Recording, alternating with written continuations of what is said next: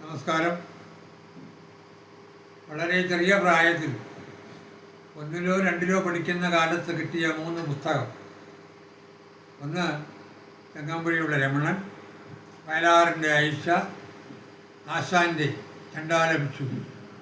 അക്കാലത്ത് ഇതിൻ്റെയൊന്നും അർത്ഥവും വ്യാപ്തിയൊന്നും മനസ്സിലാകാത്ത ഒരു കാലഘട്ടത്തിൽ പാടിപ്പഠിച്ചതിൽ നിന്ന് ഓർമ്മയിലുള്ള ഏതാനും വരി ഇവിടെ അവതരിപ്പിക്കുകയാണ്. ദാഹിക്കുന്നു ഭഗിനി കൃപാരസമോഹനം കുളിർ തണ്ണീരിതാശുനി. ദാഹിക്കുന്നു ഭഗിനി കൃപാരസ മോഹനം കുളിർ തണ്ണീരിതാശുനി. ഓമലേ തരു തെല്ല് എന്നതു കേട്ടൊരാമനോഹരി അമ്പരന്നോതിനാൾ. ഓമലേ തരു തെല്ല് എന്നതു കേട്ടൊരാമനോഹരി അമ്പരന്നോതിനാൾ.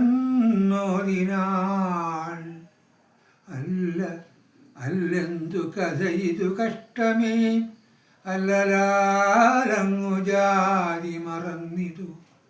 അല്ല അല്ലെന്തു കഥ ഇതു കഷ്ടമേ, അല്ലലാലങ്ങ് ജാതി മറന്നിതു. നീചനാരിതൻ കയ്യാൽ ജലം വാങ്ങി ആചമിക്കുമോ ചൊല്ലഴുമാര്യന്മാർ.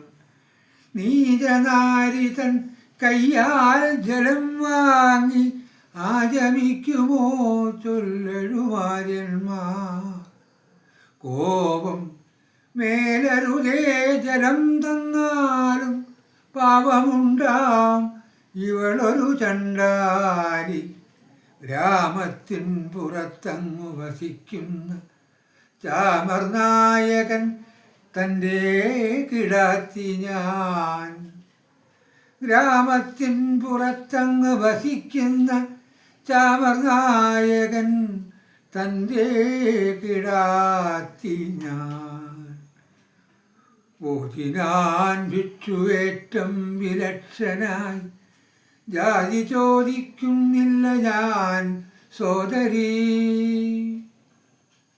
ഓതിനാൻ ഭിക്ഷുവേറ്റം വിലക്ഷനായി ജാതി ചോദിക്കുന്നില്ല ഞാൻ സോദരീ.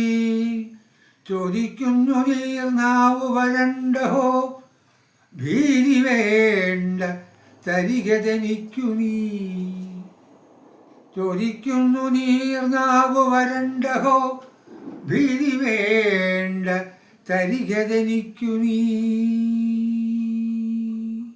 അതിനുശേഷം വെള്ളം കൊടുത്തതിനു ശേഷം ബുദ്ധസന്യാസിയുടെ മറുപടി ഇന്നും ഉള്ളിൽ തട്ടുന്ന ആ 4 വരികൾ.